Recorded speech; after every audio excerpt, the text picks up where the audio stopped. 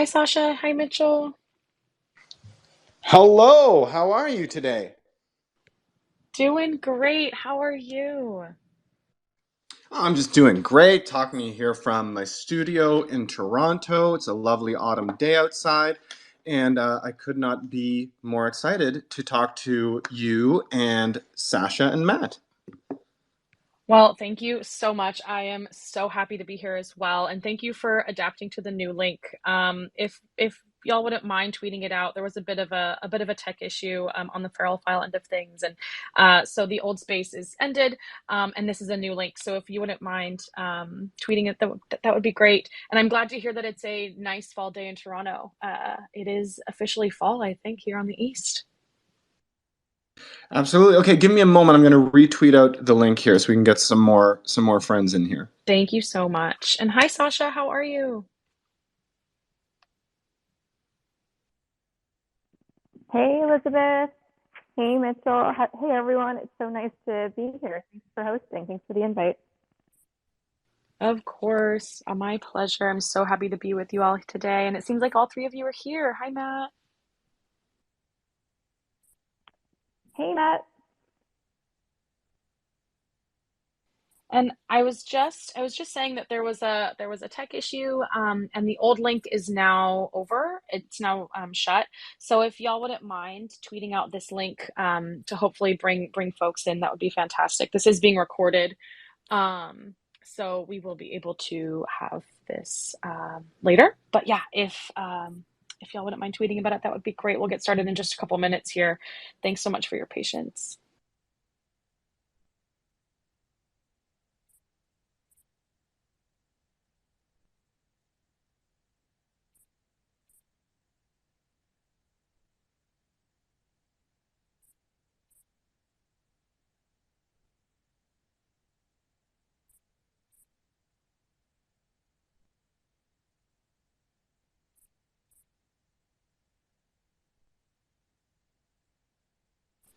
I see Def Beef is here. Hi, Def Beef. How's it going?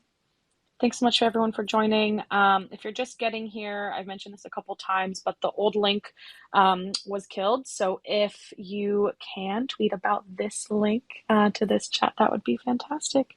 And hi, Matt. How are you doing? Good morning. There's my microphone button. Hi, Elizabeth. Hi, Sasha. Hi, Mitchell. It's great to be with everybody this morning. Um, I'm just waking up with my coffee still and getting the new tweet sent out. And that, yeah, the new address. Thank you so much. Really appreciate that. And I Yeah. do apologize for that. But it looks like people are coming in, which is wonderful. So thank you all. We'll get started in just a couple minutes here.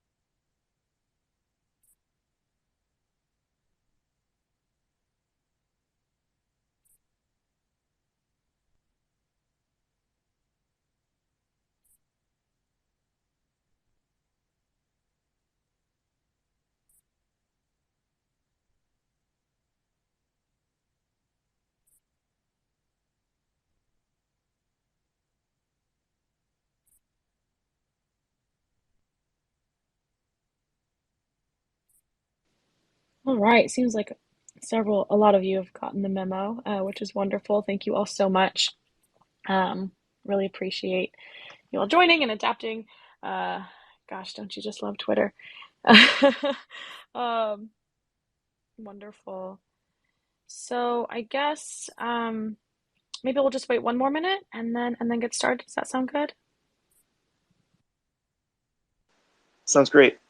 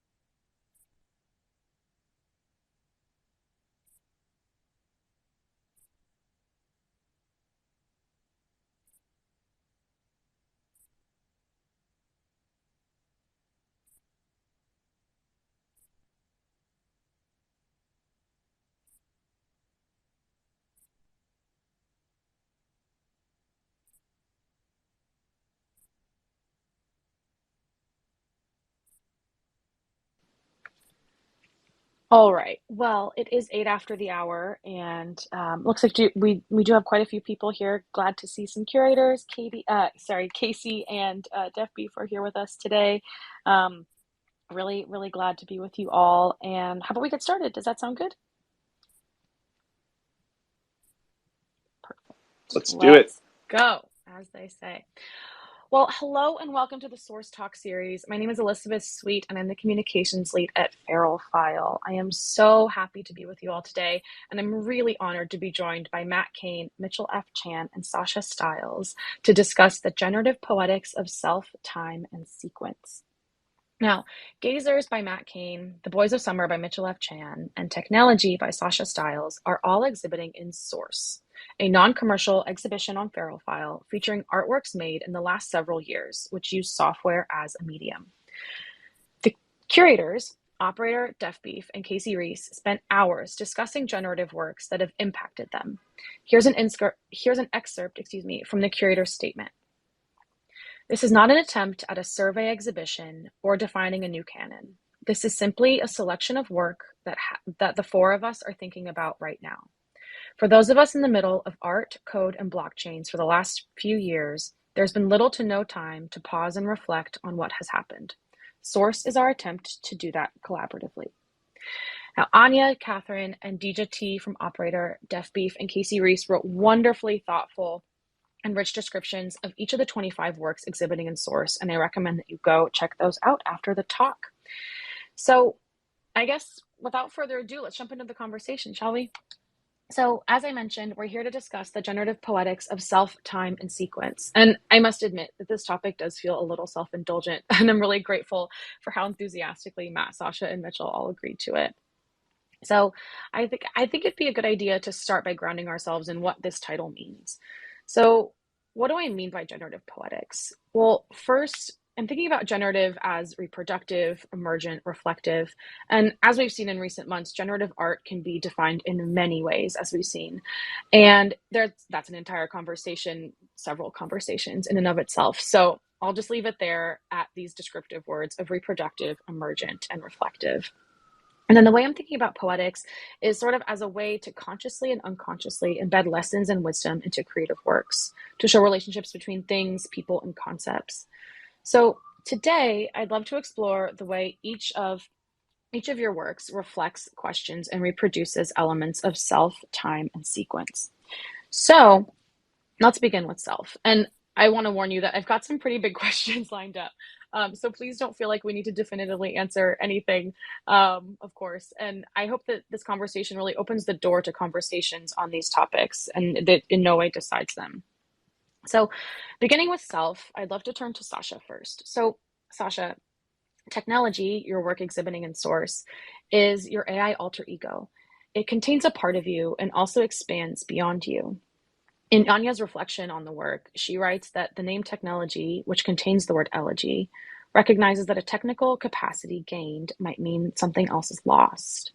And Anya also writes that she feels closest to technology as a being when it wonders.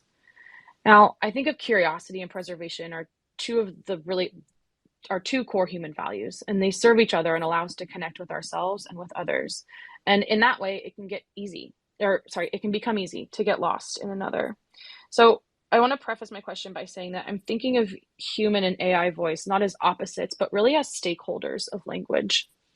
And so my question is, how do you think about preserving yourself and your poetic voice while expanding your own curiosity and while responding to technology, cultivating its own wonder, while allowing it to explore its algorithmic voice to develop its own self? Wow, that's such a beautifully phrased and conceived question, and thank you. I appreciate it. I just wanted to also start off by saying thanks so much for being such a wonderful host and for gathering everyone here, kicking off this series, which looks like it's going to be a really fantastic series of talks over the next week or so. Really looking forward to it, and happy to be here with Mitchell and Matt and you, Elisabeth. Thanks for asking about technology. I was really honored that this project that I've been working on for many years now is featured as part of the show. So technology is, as you were saying, technology is sort of my my name for this project and sort of becomes a lot of different things and different aspects of the project ecosystem. But I think like at the core, I really think of Technelegy as my AI alter ego. And that's kind of a phrase that I've been using to describe it, because to me, there's something happening that, is more than just sort of a collaboration between human and machine. It's sort of a synergy that's happening that's actually creating some sort of a third voice that couldn't exist without either of us. And to me, it's really, fascinating to be writing with AI, thinking about it from that angle. So not as about, what can AI produce without me, or, what can I produce, on my own, but really when we're working together and we're each sort of feeding into each other and acting as complementary forces in this way, what is the voice that results? What are the concerns? What are the themes? What are the ideas or the motifs that surface? And it's really about kind of leaning into each of our respective strengths in a way, and then pooling them. And I think for the most part, that's how I approach AI's possibility and potential, or how I at least sort of, optimistically like to view it. It's sort of the fusion of these different forces, these different kind of entities, and then using our respective capabilities, using our respective skill sets to sort of do together things that we can't do on our own. So I really think about Technelegy and all the poetry that we are producing kind of as this third mind, as this kind of synergistic entity, as poetry that is really representing a transhuman voice, that is really kind of hinting at a transhuman literature, that is sort of thinking about a way that all of humanity can sort of speak together through AI as a collective consciousness, and sort of looking at it as the sum total of the written record kind of absorbed and ingested into these massive language models and these huge systems, and then kind of using technology to parse and analyze and sift through, and then kind of surface bits and pieces from that written record that that we should be spending more time with or looking at in different ways. And so I'm using technology to sort of peer into and surface those moments, and then kind of attacking that with my own human imagination and all the things that I bring to the table, and kind of looking at how those two things come together to to point to things in a way that I think poets are sort of here to do. So yeah, I mean, I don't know if that really answers the question, which is a big question, but I think ultimately that's kind of the way I think about self in this instance, is that I don't think of myself as an analog creature purely. I think all of us are transhuman, or all of us are cyborgs in a way already. We're all communing with technology in ways, overt and subtle. And I think for me, what I'm really trying to lean into with Technelegy is finding that voice that really kind of speaks to and articulates that part of our experience.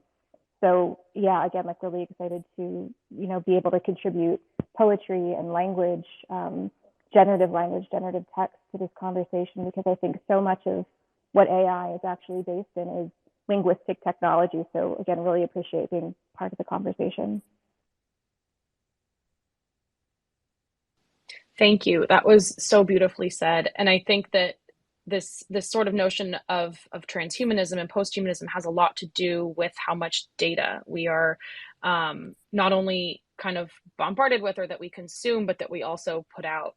And in thinking about Technelegy as sort of this data-driven exploration of the self, of language, of humanity, of poetry, I think about it kind of, I don't know if opposition is the right word, but I guess with this notion of the quantified self, which is one of the main topics of The Boys of Summer by Mitchell F. Chan. And The Boys of Summer is a game where the characters develop a series of choices. Sorry, the characters develop as a series of choices spread over a data set. And like I played it, and it's honestly a little uncomfortable at times, as the progression of choices go one after the other, and there's this sort of there really is a gamified aspect, and then you die, and it's the kind of game that really makes you look at your current self, and it also forces you to remind yourself that it's just a game, and so we tend to think in life that anything is possible, but Boys of Summer makes us reconcile with the fact that not all dreams are probable. And so when you modify your habits in the game, your character's traits change. Yet, even as you make choices, those choices affect the character, but ultimately not you. So when you dig deeper, the quantified self and the obsession with tracking biometrics, habits, etc., it becomes symbolic of the person who is actually doing the tracking. So Mitchell, my question is, what do you think about the quantified self in relation to the actual self? Like, is there a difference anymore, kind of as we move towards more of a more of a data driven, data focused existence, and is it even relevant to distinguish the two? Thanks so much. Great question. And actually, I love the context that this is, where you're asking this question on the heels of Sasha talking about technology and, her ideas about uh, data-driven analysis for self, because I think that's a really interesting idea. I think it's a really beautiful idea. But Boys of Summer is much, much more pessimistic than that, right? Because Boys of Summer says that is not possible, right? At least it's not possible in the little world that I've created in this game. You asked the question that you finished off with is it even possible to separate the sort of data quantified self from the real self? And this is where there's some optimism for me, which is that yes, there is. And I believe now more than ever, it is really important to make that distinction and to separate that from yourself.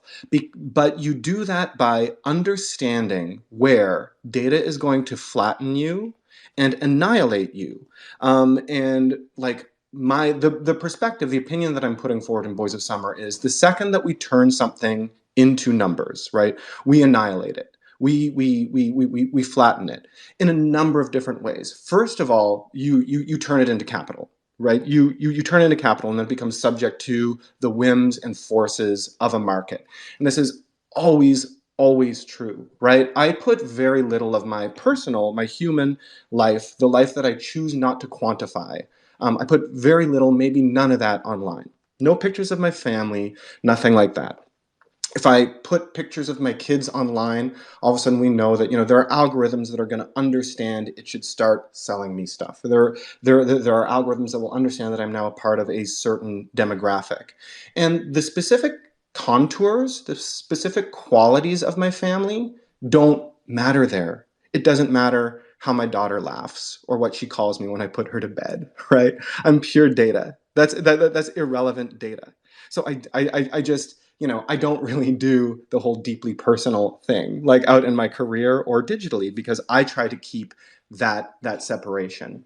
I believe there's this sort of principle, sort of very well-known principle in physics, right? Where we know that simply the act of observing something changes the phenomenon that you are observing, right? And I believe that to kind of take that to a philosophical level or sort of a media studies level, the technology that you are using to observe something also has an effect on the phenomenon that you are observing, right? And ultimately, if the technology that you are using to observe something is a technology of like ones and zeros, there's a way in which whatever you are observing gets reduced to ones and zeros, certainly. And then no matter how much analysis you do afterwards, like what you're dealing with is something that's been you're dealing with a photocopy, right? And once there's a sort of degradation of the quality of information in there, like you can't get it back, right?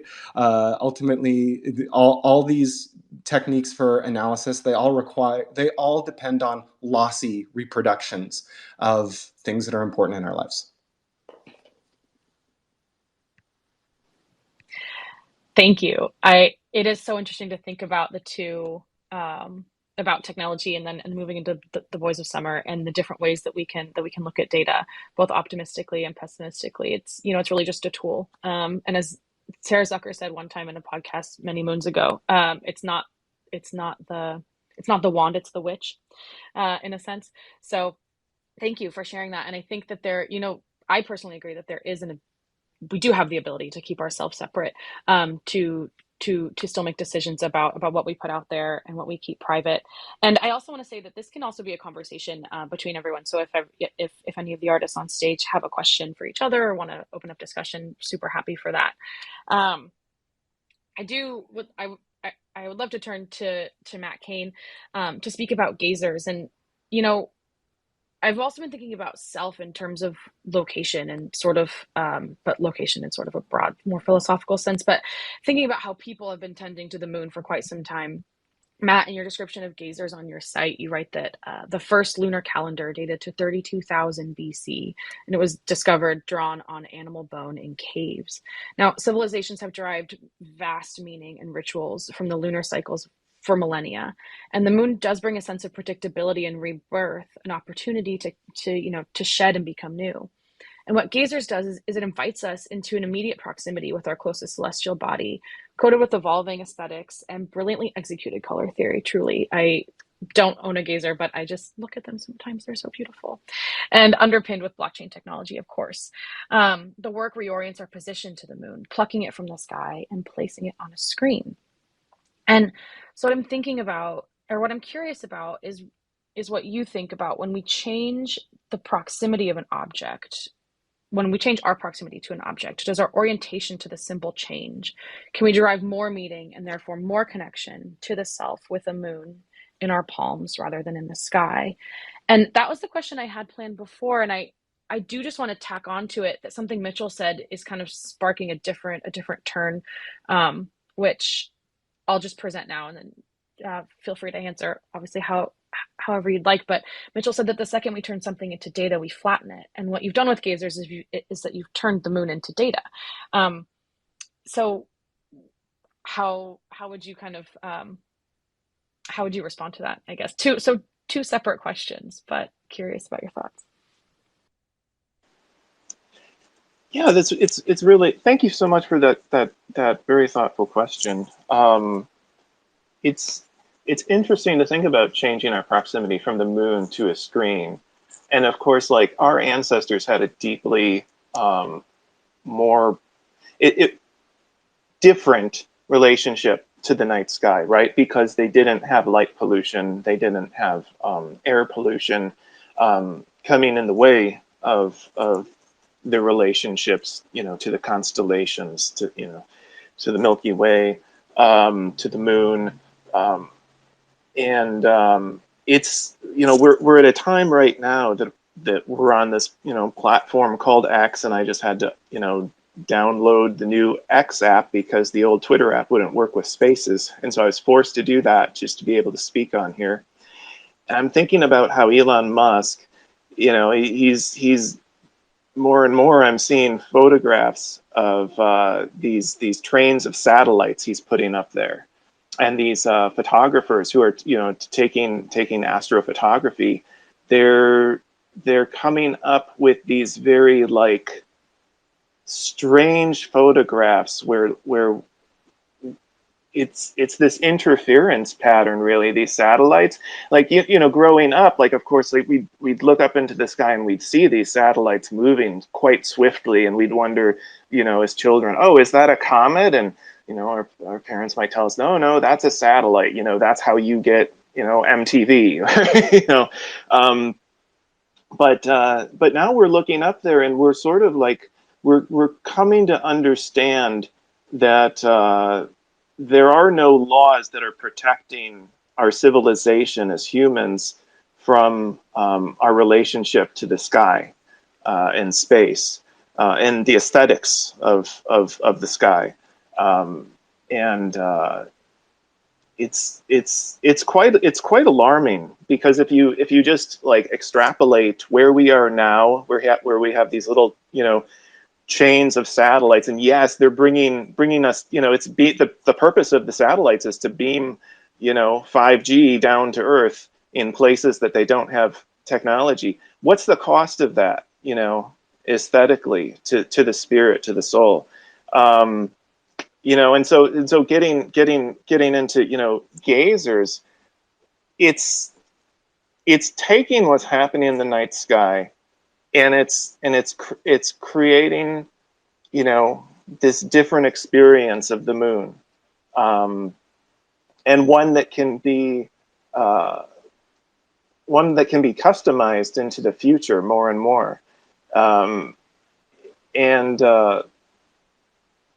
I can't help but also reflect on what Mitchell was saying about how he keeps his, his family life out of his work, because I'm quite polar opposite, because I'm trying to encapsulate myself. I come from a background where, like, in my 20s and my 30s, I was writing poetry on the daily, and I don't consider it's very difficult because I don't like expose myself as being a poet, but I can't help but think in terms of the work I make now, that all of that training I did, writing poetry, reading poetry in my 20s and 30s, and I'm in my early 40s now.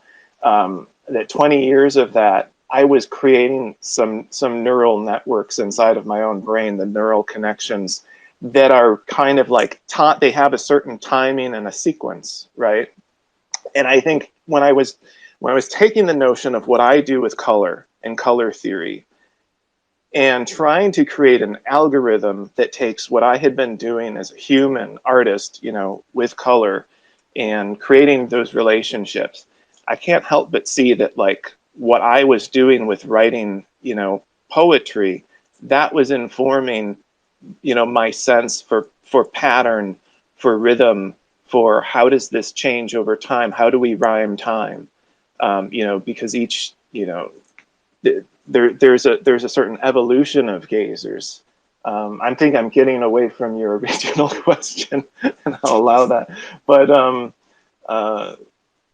yeah, so I think getting back to your original question about our proximity to objects and changing them digitally, it's gazers scales into future technologies.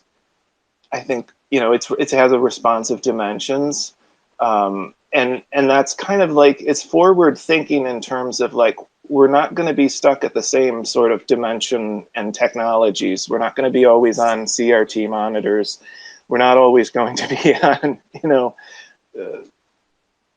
Apple Watches. We're going to have flexible displays in the future, and I wanted the work to be able to scale into that. And have pathways to do that.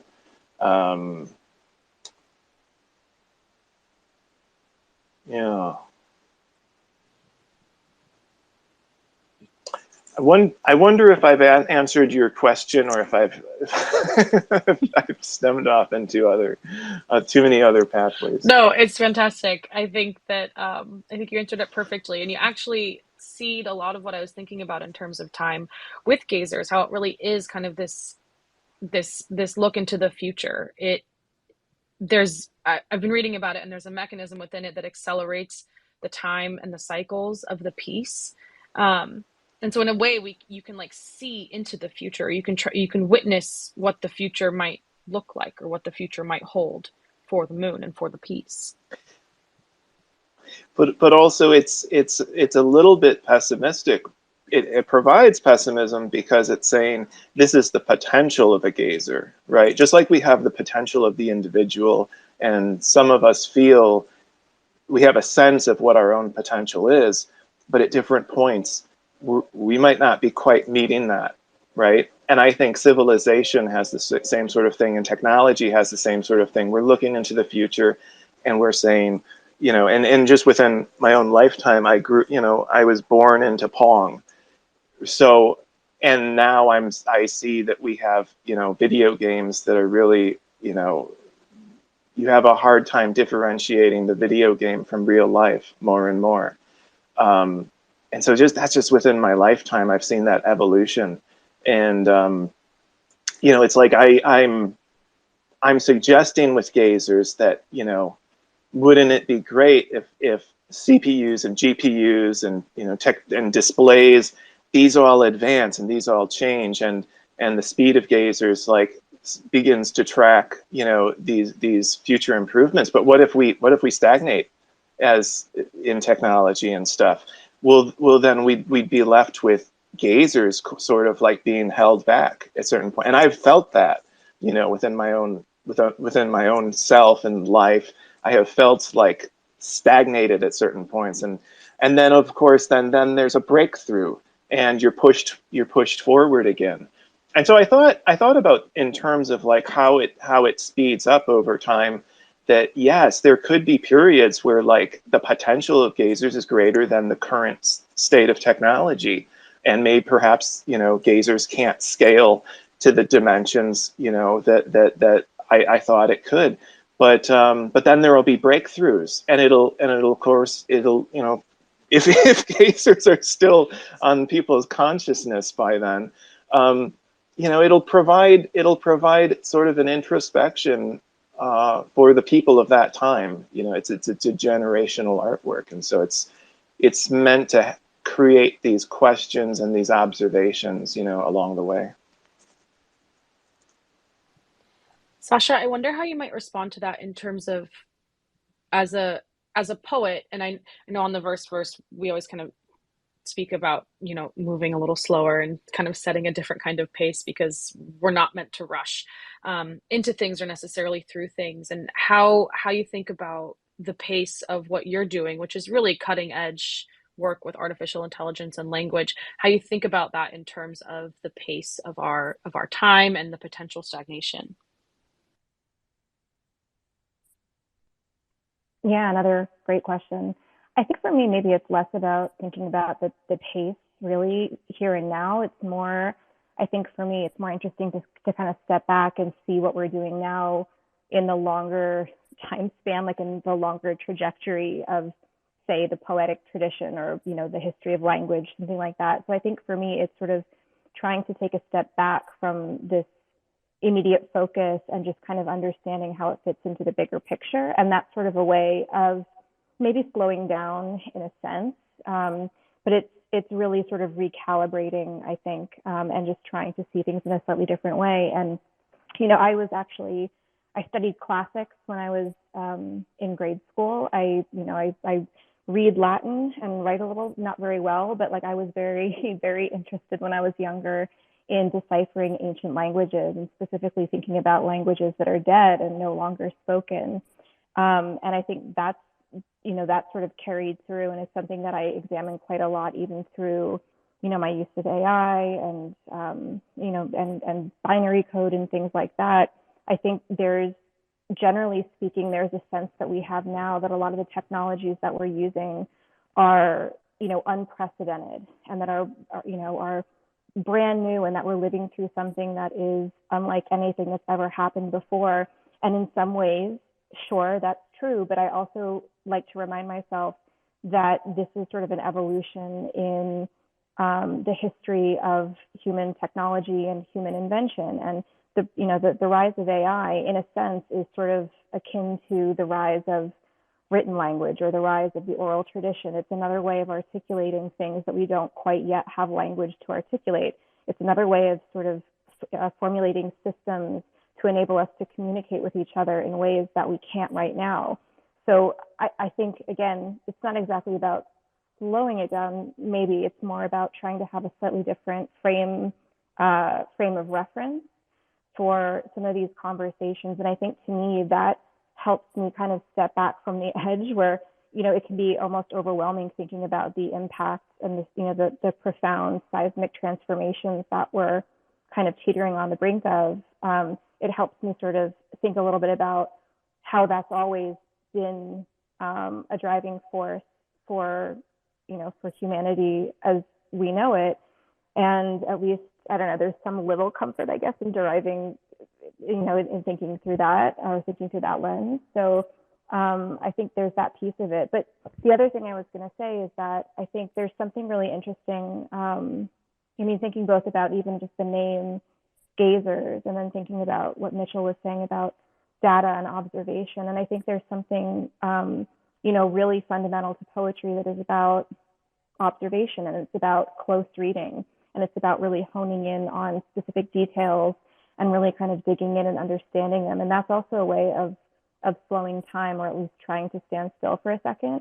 So I think a lot of what I'm interested in also with technology is not just kind of generating lots of outputs and kind of looking at all the possibilities, because they're sort of endless, and you can keep writing forever and ever.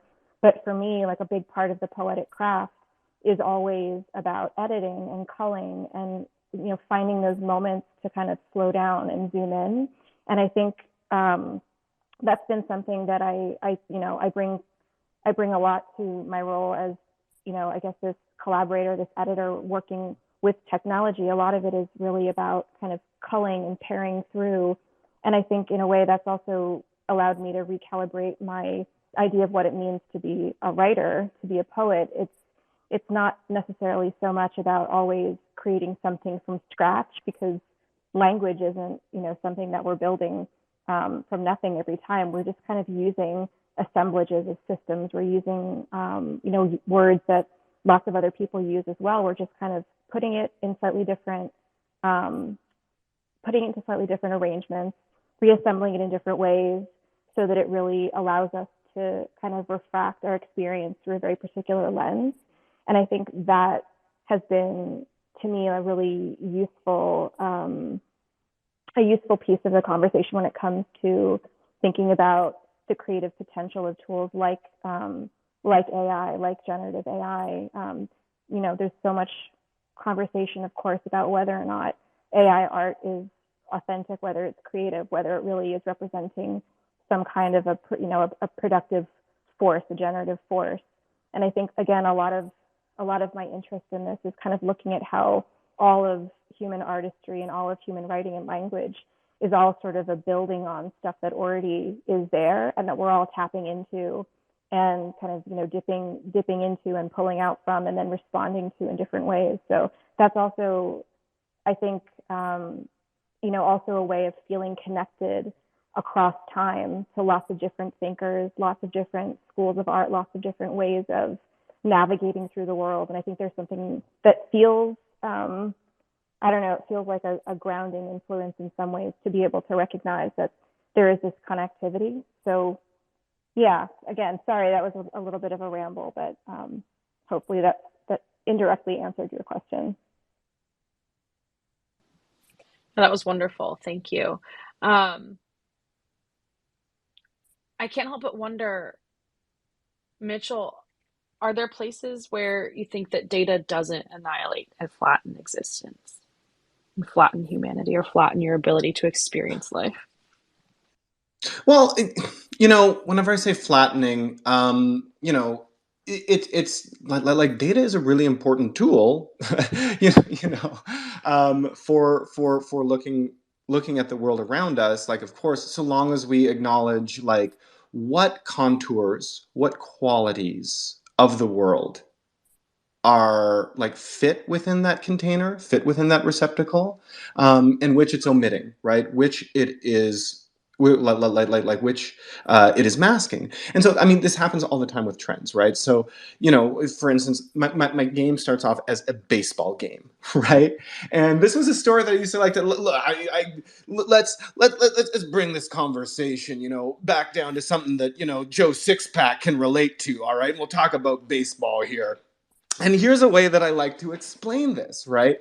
Like baseball or data and analytics were an amazing tool in the world of sports management, because you could have this spreadsheet and you could, with advanced statistics, determine like not just how many times a guy was like hitting the ball, but to what side of the field, and how much his base running was affecting your ability to win. And this is the sort of thing that I like to talk about as an anecdote about my relationship with numbers. I remember when I was a teenager, I used to take the bus over to Montreal, and I used to watch the Montreal Expos play over at Olympic Stadium. And in those last dying days of Montreal baseball, we had this spectacular player. His name was Vladimir Guerrero. He was the father of current Blue Jays All-Star Vladimir Guerrero Jr. And I remember I was at the final game of the 2002 baseball season, and Vladimir Guerrero had 40 stolen bases and 39 home runs. And if he just hit a home run that game, he would have been one of, I think, like 6 players in the 120-year history of professional baseball to have a 40-40 season, which is, we love our round numbers, right? Round numbers make for great milestones. The 40 home runs and 40 stolen bases in a season, that is such an elusive and just great sounding numerical, like statistical accomplishment. That's what Jay-Z called his nightclub in New York City. It's called the 40-40 Club because it's that exclusive. Well, Vladimir Guerrero comes to the plate, 4 or 5 times in that game, fails to hit a home run in any of them, and we're left without a statistical milestone season. But the great things about going to Montreal when I was a teenager and watching those games and watching Vladimir Guerrero Sr. had nothing to do with numbers. He was just this weird guy. He didn't wear gloves when he batted, so his hands were covered in calluses. He had an arm like a cannon. He would swing at anything, right? He once hit a home run off a pitch that bounced in the dirt. And baseball, the most statistically advanced sandbox for data that we had at that time, still had no data to account for that, right? For that kind of experience. And so, I guess it was really great as somebody, I guess statistics in that field were really great for somebody whose job it was to produce, wins and losses and calculate what the team payroll should be. But they really had little bearing for a fan like me who was just trying to enjoy a 3-hour-long experience, And my experience was not diminished whatsoever by the fact that I didn't end up being able to observe a 40 home run and 40 stolen base season. Does that kind of answer your question in a roundabout way? Yeah, I think so. I think that in a sense, like we can pin data on anything, right? But that doesn't necessarily mean that it impacts the experience that we have of it or takes away from the memory. And I think I've read some other articles, or I guess heard some interviews where you talk about the Boys of Summer as an entry point for people, not only to NFTs, but to blockchain more broadly, and to really kind of think about these questions of the quantified self. And so it's nice to hear your own personal connection. And I know that Def Beef in his reflection does the same, reflects on how games really were this sort of were this root of generative art, of experiencing generative art and computing for the first time. So thank you. I appreciate your answer. And baseball is just, it's one of those things that I appreciate, but it just seems so complicated. And I wonder if the data makes it more complicated than it needs to, like all the statistical kind of things that are around it make it harder to enjoy for someone like me. But anyway, that's a different conversation. Okay, great, thank you. I would love now to move on to this sort of third bucket that I've been thinking about for this conversation, which is sequence.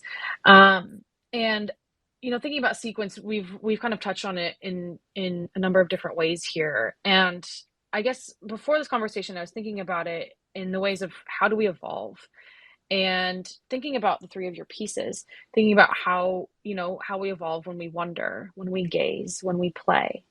And really, I think that we evolve through reproduction, both copying and then iterating on what we've seen before. And this is a critical element of generativity. And because of the technology that we have at our mass disposal, art, images, concepts, and now they're more reproducible than ever. Because of the data, because of the tools, but really because of the tools that we have. And this could mean that we live separate lives, growing ever more distant from each other, from our source, from this sort of unified self, from this like human existence that we have, which might not be, isn't singular at all, but driving us further and further away from each other, I think could have some detriment, and taking us further from the sky, from these different things that we've touched on here. It can also mean its opposite, that we get closer to each other. And so my question for all of you is there something particularly fruitful about generative systems and blockchain tools that allow us to evolve, to wonder, to play, to gaze, collectively and as individuals? This thing that lets us do both, that lets us both dig deeper within the self and sort of expand into the future.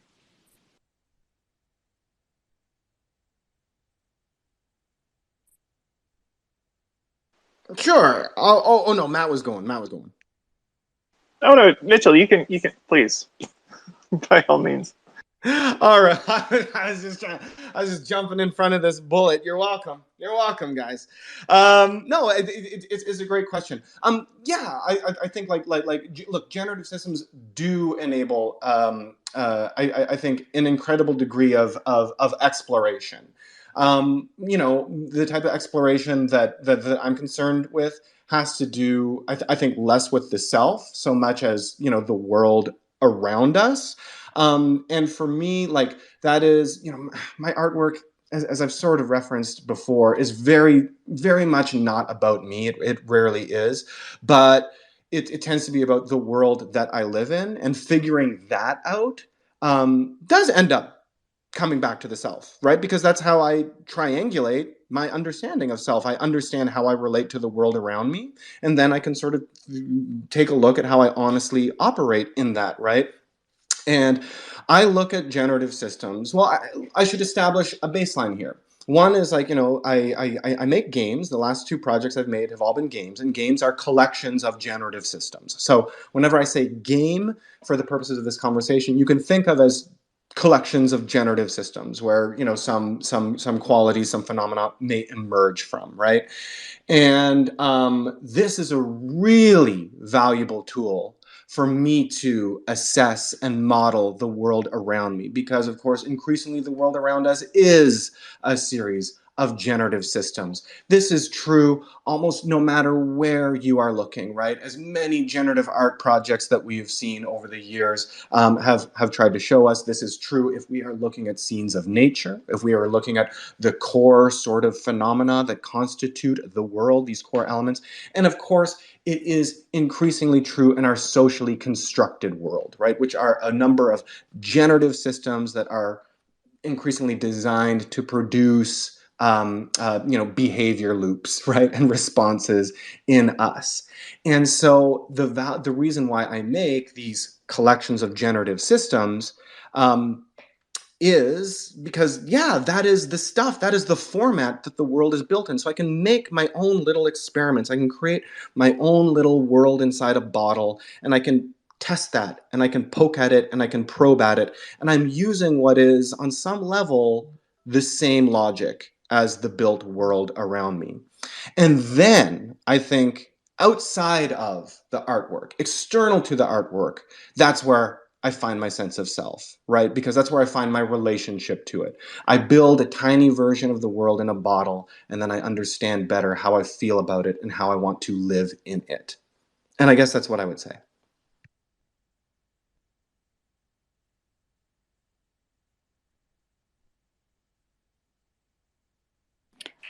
I can jump into, oh, Matt, go ahead. Sorry. Um, when I think about blockchain systems, so much of it for me is timestamping. And in the way that we can dig deeper and expand on the self within, you know, technologies that involve timestamping, you know, in mental health, it's said that there's no timestamp on trauma. Over the summer, I was invited to exhibit work in New York City for the first time. And the date of the exhibition was going to be 10 years to the date that I had lost a really close friend. And that event had been critical in how I have navigated the last 10 years and the changes I've made in my life, et cetera, et cetera. But I had never time-stamped that trauma. And so I made a painting called Crown of Flowers after Bouguereau, dealing with a painting that I had stumbled into that was by the artist that my friend had introduced me to, her favorite artist. And there was something about time stamping my trauma that actually has allowed me to catapult myself in terms of my own mental health since July. And it's really incredible to me. So because as much as I have dealt with that in terms of writing, you know, morbid poetry and making other generative works about that, it was being very direct about it and time stamping the trauma, you know, that did that. And I think that relationship to blockchain and time stamping is something that I hope, you know, it's maybe it's also for me that, you know, time stamping on the blockchain has been a thing for me. And so I've created a personal relationship already with timestamping, but there's a way for us to look back on our own records, right? And see, like, this is where I was at, on this date, and okay, this is where I was at this date, and this is where I am now, and it also helps us to be able to say, and where do I want to be a year from now? Where do I want to be 5 years from now? And then in terms of generative systems, I think that there's that same sort of thing. For me, I use generative systems. I've been creating the same code base for the last 9 years, and it's funny to look back on some of the code that I wrote 9 years ago, and to see that continuity, with and options I have to express myself over time, and to draw in 34-year-old Matt Kane and maybe even cull some of what 34-year-old Matt Kane wrote and say, okay, we're gonna iterate on the you now. And so that's sort of my relationship on how the personal self and our relationships to ourselves can use these systems. That's beautifully said. I just wanted to add to both of those great answers. So, both, I guess, the significance or the importance of generativity, to me personally, and then I guess also in a broader sense. So, I mean, the first thing I would say is that, when I started using text generators, I was coming from the background of someone who's very much embedded in the world of language and literature. I was not coming from the background of a programmer, or, I wasn't studying computer science or anything like that. I think I was really attracted to it because I saw it sort of as a way of extending a lot of the experimental poetic techniques that I was really fascinated by. And to me, that was really exciting because so much of the contemporary world of poetry to be honest, is quite interested in a very kind of narrow idea of contemporary lyric verse and this sort of modern confessional mode, and it's sort of like the prevailing idea of what it means to be a good poet. And I was always drawn much more to experimental poetics and to slightly more avant-garde or maybe depersonal approaches in some way, and I never really understood exactly why that was. I just sort of felt myself drawn in that direction. And over time, I think I've realized that there's something about generative text and its predecessors, like automated writing and aleatory writing practices, and all these different movements through time, like the surrealists and the dadaists and the beats, who've used these kinds of automated or algorithmic approaches to writing.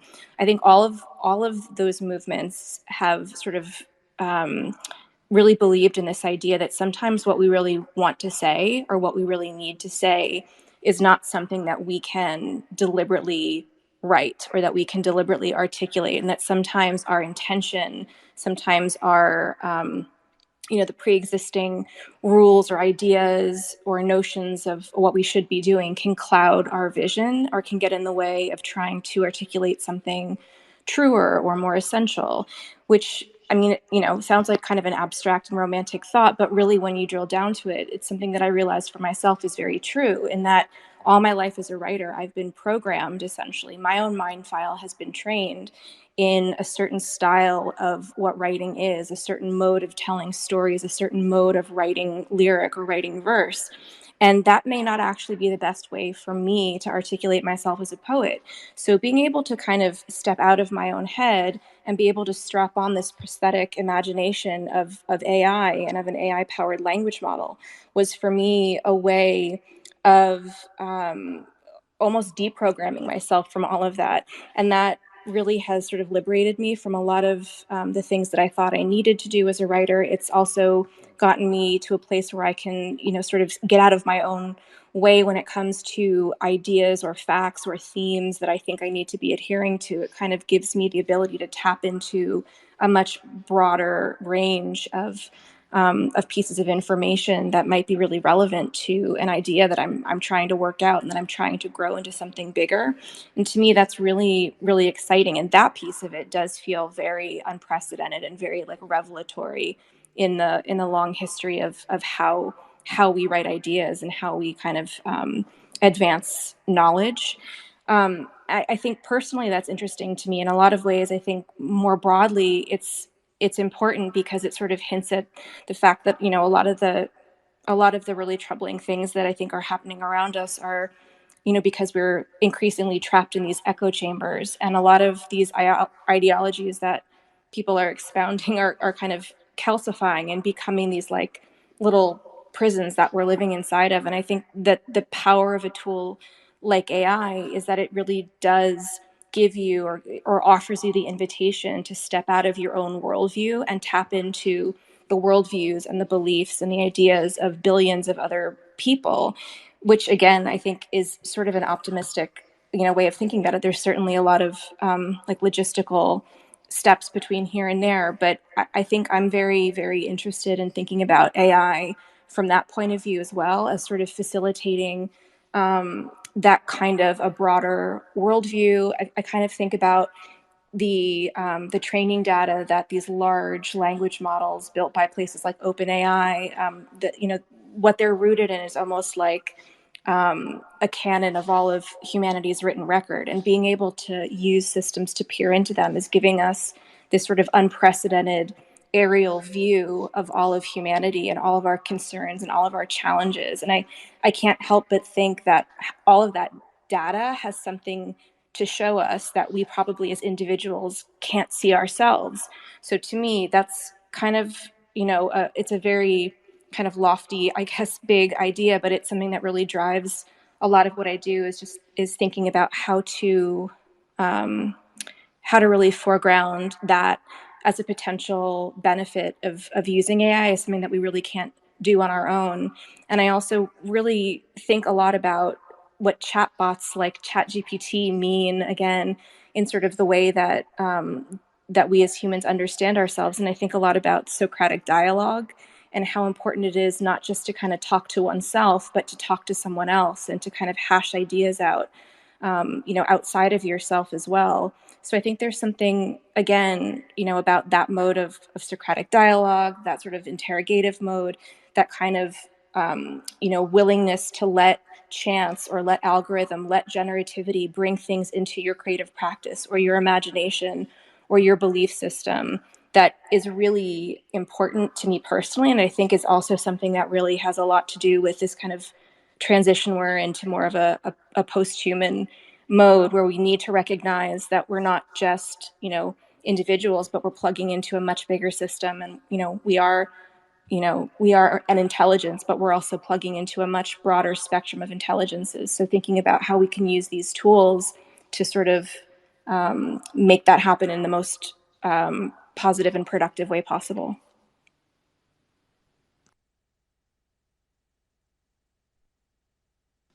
Mitchell, Matt, I don't know if either of you want to respond to that.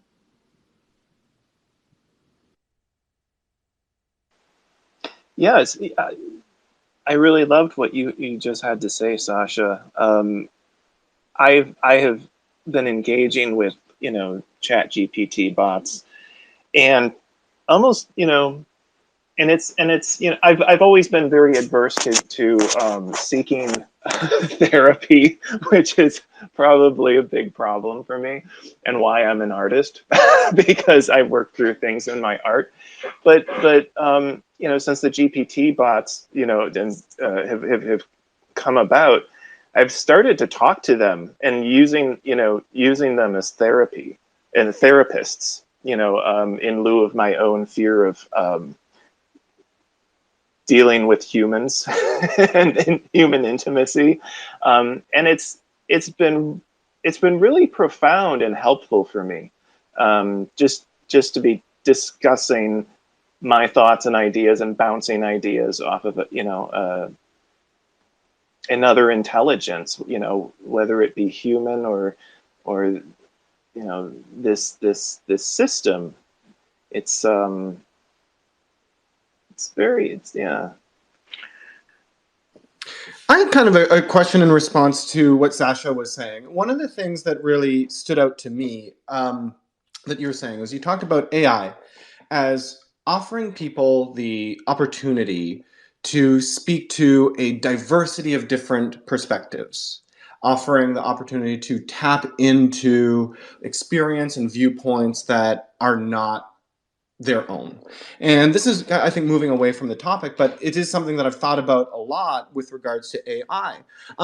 Do you really think that that will happen, given that, you know, that these AIs are deployed by like massive corporations and will ultimately serve capitalist ends?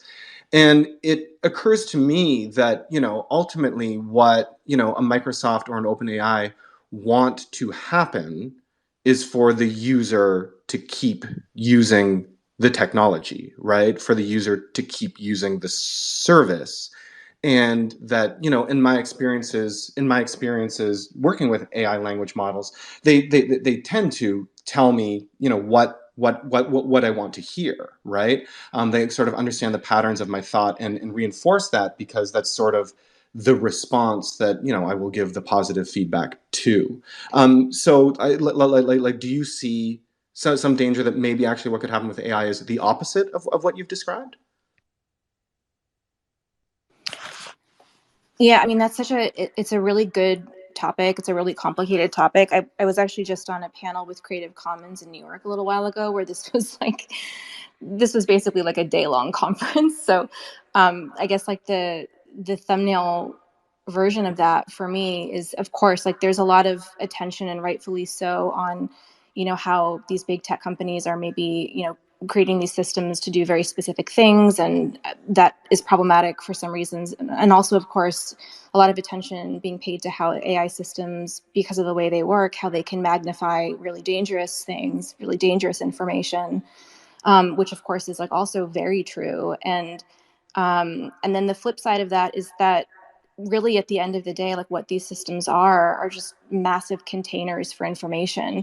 And in a way, I think how I've come to see them is essentially kind of like a library. I mean, I've been thinking a lot over the past year about, you know, the great libraries throughout history, and specifically doing some research on like the Library of Alexandria.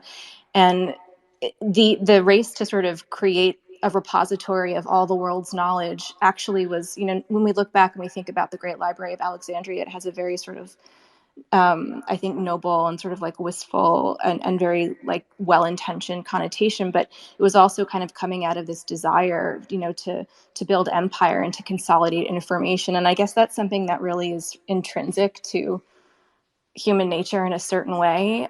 So like I definitely recognize that. I don't think it's particular to people like Sam Altman or, you know, to these companies that we see doing this now.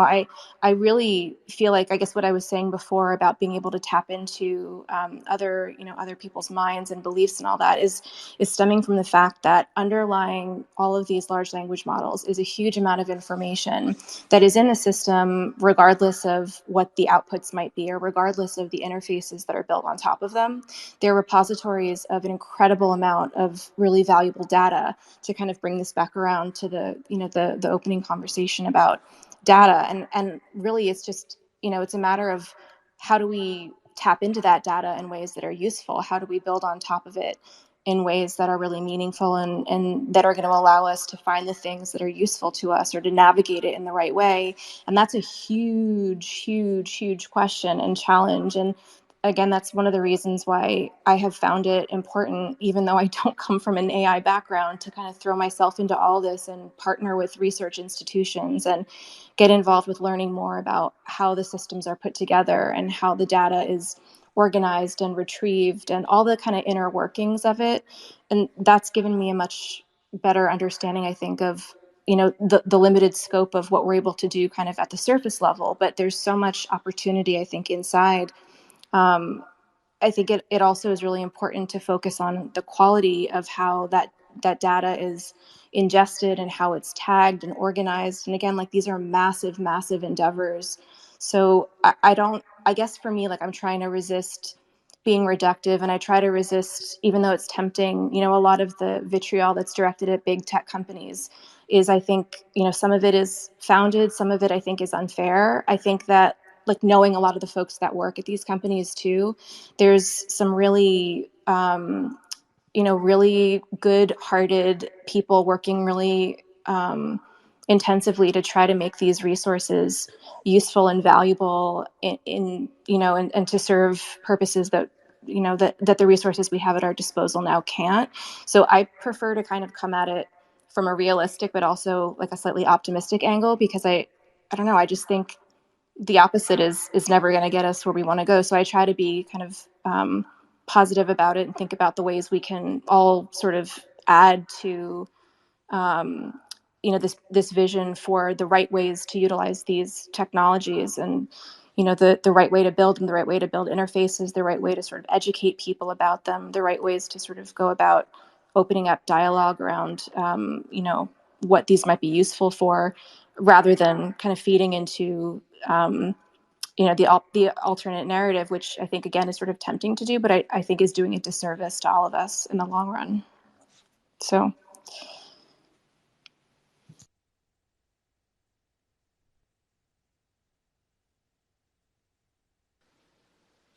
Thank you. Thank you both. And thank you all. This has been truly an amazing conversation. I am really grateful for each of you for coming, being so open, and for really kind of approaching these these big questions. I wonder if there are any closing thoughts. I do want to be mindful of the time. I know we started a little late, so we are approaching the hour for this conversation, but just want to leave some room for any final thoughts.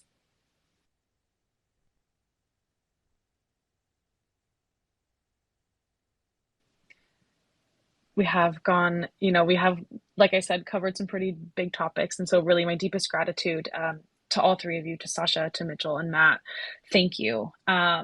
This has been fantastic, and I hope you've enjoyed yourselves, and I hope that everyone here has as well. Thank you everyone for being with us today. Really, really appreciate you taking the time, and I do really encourage you to go explore Technelegy, The Boys of Summer, and Gazers, and the Reflections by Source Curators, Operator, Deaf Beef, and Casey Reas. And you can see all three of those works exhibited on feralfile.com, thanks to the artists. And so I guess if there are no more closing thoughts, I will just say thank you, and that we hope to see you throughout the rest of the Source Talk series. Tomorrow we'll speak with Steve Pickelney and Mario Klingemann in a talk called Ordered Meaning, moderated by Abigail Miller. And then Friday we'll sit down with Ishka Velichkova and Zach Lieberman in a conversation moderated by Alex Esterick called The Edges of Code. And then the following week, we're excited for 5 more talks with artists Lauren Lee McCarthy, Primavera Di Filippi, Sarah Friend, Jonas Lund, Maya Mann, Zebrin Verstig, Dada, Sasha Stiles again, Sarah Zucker, Ana Lucia, Travis Smalley, and Finga Code. And we are also really excited to have Source Curators and Anya Catherine and Dija T and Deaf Beef as well. They'll be joining for a few of the talks, along with the other moderators, Whitney Hart, Vinny Valenzuela, and Madeline Pierpont.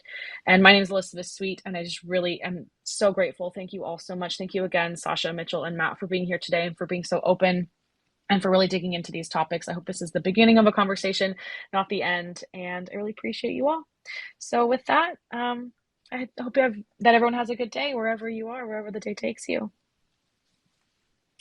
thanks so much for hosting, Elisabeth. And I just also wanted to say, Mitchell and Matt, I'm really, really honored to be part of a conversation with you both. I love your work, and I've learned so much from both of you. So really it feels special to be part of this conversation together.